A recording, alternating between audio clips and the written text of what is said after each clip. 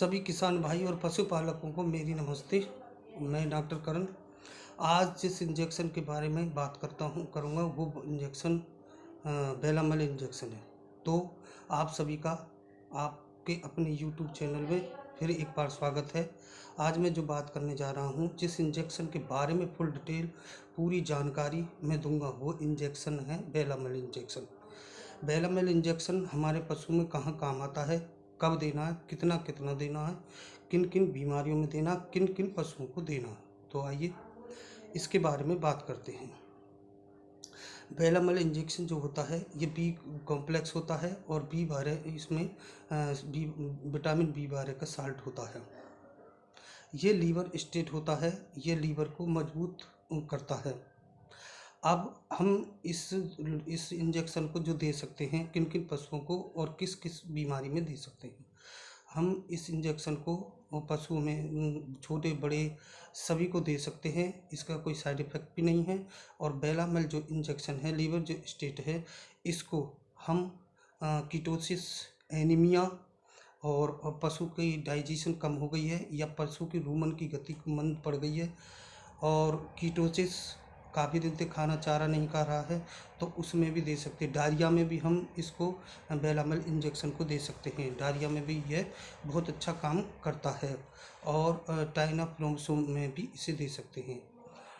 बेलामल injection के बारे में जो जानकारी है वो फुल डिटेल में मैं आपको बता रहा हूँ। इसीलिए मैं आपसे सबसे अनुरोध करता हूँ कि वीडियो को स्किप करके ना देखें, वीडियो को पूरा देखें, जिससे आने वाली वीडियो और इस वीडियो को जब तुम पूरा वॉच करोगे तो उसकी जानकारी, इंजेक्शन की पूरी जानकारी आपको मिलेगी और उस जानकारी से अपने पशु में इंजेक्शन का फ़ायदा उठा सकते हो। अगर आप स्किप करके देखोगे तो कोई ना कोई जानकारी छूट जाएगी और आप उस इंजेक्शन का फ़ायदा नहीं उठाओगे। तो बेलामल जो इंजेक्शन है, बेलामल एक का नाम लीवर स्टेट है। इसमें सबसे ज़्यादा जो साल्ट है वो लीवर का साल्ट है।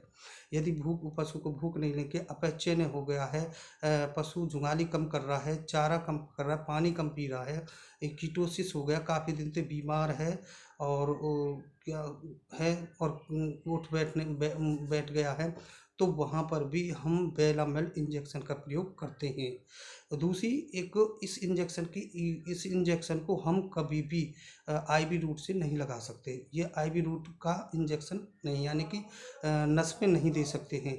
यह सिर्फ ओनली केवल जो होता है ये आईएम यानी मांस में, इंट्रा मांस में और में ही लगता है। दूसरी बात इसकी ये, अगर ये बी कॉम्प्लेक्स है, बी कॉम्प्लेक्स होने के कारण अगर ये ज़्यादा भी लग जाता है पशु को, अगर डोज से ज़्यादा भी लग जाता है तो इससे कोई परेशानी नहीं होती है। हम इसे छोटे में भी दे सकते हैं, दूध पीने वाले कट्टे बच्चों को छोड़कर हम इसे सब में दे सकते हैं।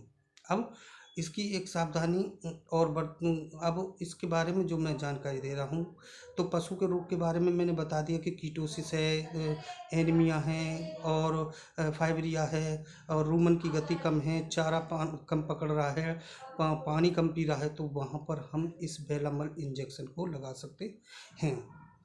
उसके बाद पशु की अगर हमें लीवर स्टेट, जहाँ लीवर स्टेट की ज़रूरत, अगर हम वहाँ लीवर स्टेट लगाते हैं तो पशु को बी कॉम्प्लेक्स यानी विटामिन बी12 अगर नहीं मिलती है तो कभी कभार उसमें पशु की मौत भी हो जाती है।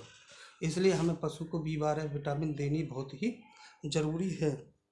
अब इसे किस किस को दे सकते हैं? गाय भैंस, ऊँट, घोड़ा, ये सब में प्रयोग होने वाला इंजेक्शन है। और यह छोटे कटड़े, बछड़े, बकरी, भेड़ आदि में भी इसका प्रयोग हम कर सकते हैं। जो लबारे दूध पीते हैं उनकी रूमन की गति नहीं होती है, तो हम उन्हें इस इंजेक्शन को नहीं देते हैं। इसके साइड इफ़ेक्ट कोई नहीं है, इसके साइड इफ़ेक्ट ये देखने को कोई भी नहीं मिलते। यह अगर थोड़ा ज़्यादा भी यानी डोज से ज़्यादा भी लग जाता है तो यह विटामिन बी12 होने के कारण यह जल में घुलनशील होती है, तो ज़्यादा लगने के भी कारण ये पेशाब के रास्ते निकल जाती है। इसलिए इसकी जो डोज़ है, अब डोज़ के बारे में बात करें तो बड़े पशु में इसकी 10 से 15 ml यानी 10 से 15 ml दे सकते हैं और छोटे में 5 से 7 ml इसकी डोज दे सकते हैं। अगर मेरी वीडियो आपको बेलामल इंजेक्शन पर अच्छी लगी हो तो मेरी वीडियो को लाइक, शेयर, सब्सक्राइब करें क्योंकि आपके लाइक शेयर सब्सक्राइब के मुझे एक मोटिवेशन मिलता है कि मैं भविष्य में फिर इससे अच्छी अच्छी वीडियो हर इंजेक्शन पर उसकी डिटेल बताऊं। मैं जितनी भी दवाई के बारे में आपको जानकारी दे रहा हूं, मैं अपने फील्ड में प्रयोग करने के बाद उस इंजेक्शन की जानकारी आपको मैं देता हूं। इसलिए मैं आपसे कहता हूं कि वीडियो को स्किप करके ना देखें, वीडियो की पूरा देखें। पूरा देखने पे ही उसकी इंजेक्शन के बारे में आपको पूरी जानकारी प्राप्त होगी, जिससे आप उसका फ़ायदा उठा सकते हैं। और कोई भी इंजेक्शन अपने पशु में देने से पहले आप अपने पड़ोस की डॉक्टर या वेट वीडियो हर इंजेक्शन पर उसकी डिटेल बताऊं। मैं जितनी भी दवाई के बारे में आपको जानकारी दे रहा हूं, मैं अपने फील्ड में प्रयोग करने के बाद उस इंजेक्शन की जानकारी आपको मैं देता हूं। इसलिए मैं आपसे कहता हूं कि वीडियो को स्किप करके ना देखें, वीडियो की पूरा देखें। पूरा देखने पे ही उसकी इंजेक्शन के बारे में आपको पूरी जानकारी प्राप्त होगी, जिससे आप उसका फ़ायदा उठा सकते हैं।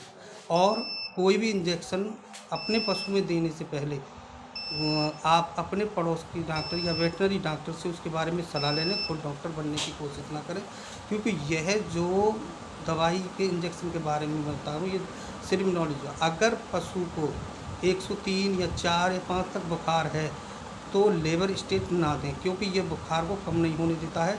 इसके यही साइड इफेक्ट है भैंस से। अगर ज़्यादा बुखार है 105 106 तक है तो लेबर स्टेट यानी बी कॉम्प्लेक्स या बेलामल इंजेक्शन उस पशु को ना लगाएं, क्योंकि ये बुखार को कम नहीं होने देगा।